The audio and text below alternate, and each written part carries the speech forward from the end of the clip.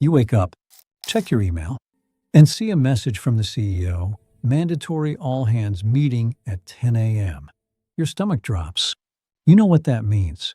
You go to the grocery store, and the price of beef has gone up again, but your paycheck hasn't moved in 3 years.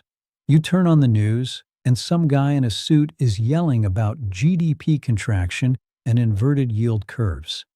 That R word, recession. It is the boogeyman of the modern world. We are told to fear it.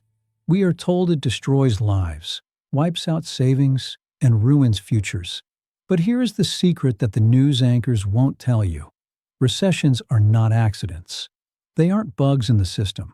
They are a feature. In fact, without them, the entire economy would collapse. Understanding why we have them is the only way to stop being terrified of them. Let's be real. The last few years have felt weird, right? We had the world shutting down. Then we had money printing. Then we had revenge spending. And now? Now it feels like we are waiting for the other shoe to drop. You hear friends talking about layoffs in tech. You see help wanted signs disappearing. You check your 401k or your investment app, and you just close it immediately because you don't want to see the red numbers. There is this collective anxiety in the air. We are all asking the same questions. Is my job safe? Should I buy a house now? Or is the market going to crash? Am I going to lose everything I worked for? This fear is paralyzing. It makes you hoard cash. It keeps you up at night. And worst of all, it makes you feel helpless, like you are just a passenger on a sinking ship. I have lived through the dot-com bubble, the 2008 financial crisis, and the 2020 crash. I have seen the panic up close. But I've also studied the history. And once you see the pattern, the monster stops looking so scary. In this video, we are going to strip away the complex jargon. I am going to explain exactly what a recession is, why we actually need them to happen, and most importantly, how to position yourself so you don't just survive the next one. You profit from it. I know that sounds bad. Fires are destructive. They burn down trees. But in nature, a forest that never burns eventually dies. Deadwood piles up. Brush blocks the sunlight. The soil loses nutrients. A controlled fire clears out the rot, kills the parasites, and enriches the soil so that stronger, taller trees can grow. A recession is the painful process of the economy cleaning up its own mess. Step 1. Defining the beast. It's not just bad vibes. First, we need to agree on what a recession actually is. If you ask your uncle at Thanksgiving, he'll say, "It's when I'm broke." If you ask an economist, they will give you the technical definition: 2 consecutive quarters of negative GDP growth. Let's break that down. GDP, gross domestic product, is just the scorecard of the country. It's the total value of every burger sold, every car built, and every haircut given. When the economy is growing, people are buying more stuff. GDP goes up. When the economy is shrinking, people are buying less stuff. GDP goes down. If that number is negative for 6 months in a row, 2 quarters, the referees, a group called the NBR, National Bureau of Economic Research, blow the whistle and say, "Okay, we are in a recession." But here is the kicker. By the time they announce it, we are usually halfway through it. The official definition is a lagging indicator. It's like looking in the rearview mirror to see if you hit a pothole. You already felt the bump. You know it happened. So, for you and me, the real definition of a recession is simpler: a period where economic activity slows down significantly, leading to less income, fewer jobs, and less spending. Step 2. The party, the boom. To understand the crash, you have to understand the party that happened before it. Imagine the economy is a college party. When interest rates are low, meaning it is cheap to borrow money, the punch bowl is full. Businesses say, "Hey, I can borrow $1 million at 2% interest. Let's build a new factory. Let's hire 50 new people." Consumers say, "Hey, a mortgage is cheap. Let's buy a bigger house. Let's put that vacation on the credit card." Everyone feels rich. Spending goes up. Because I am spending more, your business makes more money. So you hire more people. those people spend more money. It is a virtuous cycle. This is the boom. This is the expansion. Prices go up, inflation, because everyone is buying. Wages go up because companies are fighting for workers. It feels great. But here is the problem. People get sloppy at parties. When money is easy, people make bad decisions. Investors give millions of dollars to companies that don't make a profit. Think of the dot-com bubble or sketchy crypto coins. People buy houses they can't actually afford. Companies hire thousands of employees they don't really need just to grow. The deadwood is piling up in the forest.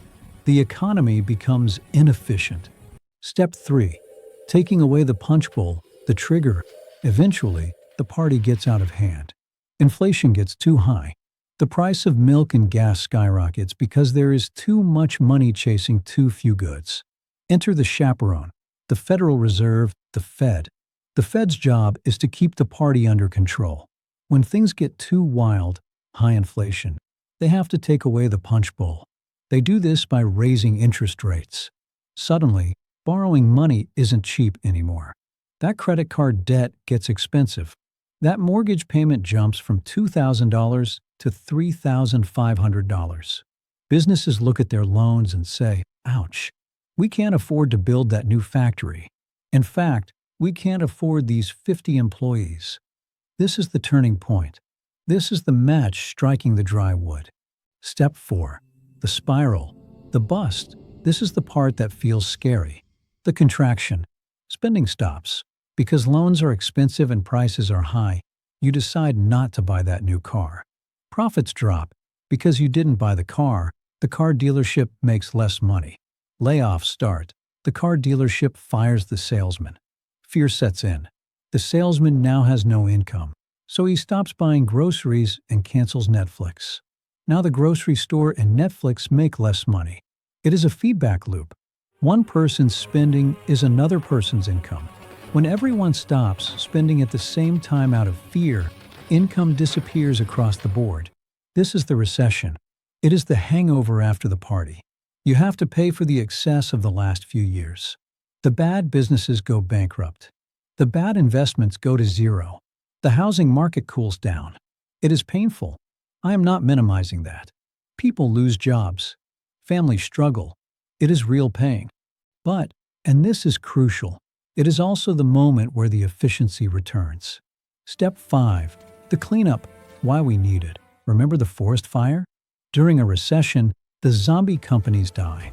These are companies that were only surviving because money was free. When they collapse, their resources, their office space, their equipment, their talented employees are released back into the wild. Stronger, smarter companies pick up those resources. Did you know that some of the biggest companies in the world were built during recessions? Microsoft started during the recession of 1975. Airbnb and Uber were born during the 2008 crisis. Why? Because when things are tough, you have to be innovative. You have to solve real problems. You can't just rely on easy money. A recession resets the prices. It brings housing prices back down to reality so young families can afford them again. It brings stock prices down so savvy investors can buy low. It forces businesses to become efficient and lean. It clears the deadwood so the next boom can happen. Step 6. The psychology of vibes. There is one more factor we have to talk about: psychology. Economics is not physics. Atoms don't care what you think about them. But the economy only cares what you think. A recession can happen purely because we believe it's going to happen. It's called a self-fulfilling prophecy. If the news says recession coming, you get scared. You decide to save money and skip dinner out. The restaurant owner sees fewer customers, gets scared, and fires a waiter. The waiter reads the news and says, "See, the recession is here." We can literally talk ourselves into a downturn. That is why consumer confidence is tracked so closely. If we lose faith in the future, we stop building the future. This is why the government and the Fed try so hard to sound optimistic. They are trying to manage your psychology as much as the money supply. They are trying to keep you calm so you don't accidentally burn the house down. Now that you understand the mechanics, Let's talk about survival. Most people ruin their financial lives during a recession not because of the economy, but because of their reaction to the economy. Here are the 3 deadly sins of a recession. Mistake number 1, panic selling. You look at your 401k. It's down 20%. You freak out. You think, I have to stop the bleeding. So you sell everything and go to cash. This is the single biggest destroyer of wealth in history. When you sell while the market is down, you lock in your losses. You turn a temporary paper loss into a permanent real loss. History tells us the market always recovers. Always. By selling at the bottom, you guarantee that you miss the ride back up. If you don't need the money for rent next month, do not touch it. Close the app. Go for a walk. Mistake number 2, taking on bad debt. When money gets tight, people tend to lean on credit cards to maintain their lifestyle. I lost my bonus, but I still want to go on that vacation, so I'll just swipe the Visa. In a recession, interest rates are usually high. Carrying credit card debt at 25% APR during a recession is financial suicide. If your income drops, your lifestyle must drop immediately. Cut the fat. Do not finance a champagne lifestyle on a beer budget. Mistake number 3, pausing your career. People think, I'll just keep my head down and try not to get fired. That is defensive. You need to play offense. A recession is the best time to upskill. If your industry is shrinking, look at what is growing. During 2008, people who learned digital marketing exploded. Right now, people learning AI are immune to the downturn. Don't hide. Make yourself undeniable. Become the person the company cannot afford to fire because you solved too many problems. The next recession is coming. Maybe it starts tomorrow. Maybe next year. I don't say that to scare you. I say that so you can pack your umbrella. When you know a storm is coming, you don't stand in the field and scream at the clouds. You fix the roof. You chop firewood. You stock the pantry. If you have an emergency fund, a recession is just an inconvenience, not a tragedy. If you have skills, a recession is an opportunity, not a dead end. If you understand history, a recession is a sale on assets, not a crash. Stop looking at the economy as a monster that wants to eat you. Look at it as a season. Winter is cold. Winter is hard. But winter is necessary for spring to arrive. I want you to do one thing today. Look at your savings. Do you have 3 months of expenses in cash? If not, stop worrying about the stock market and start building that shield. If this video helped calm your nerves and gave you a better perspective, please hit that like button. It helps me reach more people who are sitting at home worrying right now. And subscribe if you want to navigate this economy with a map instead of a blindfold. Stay safe, stay prepared, and I'll see you in the next one.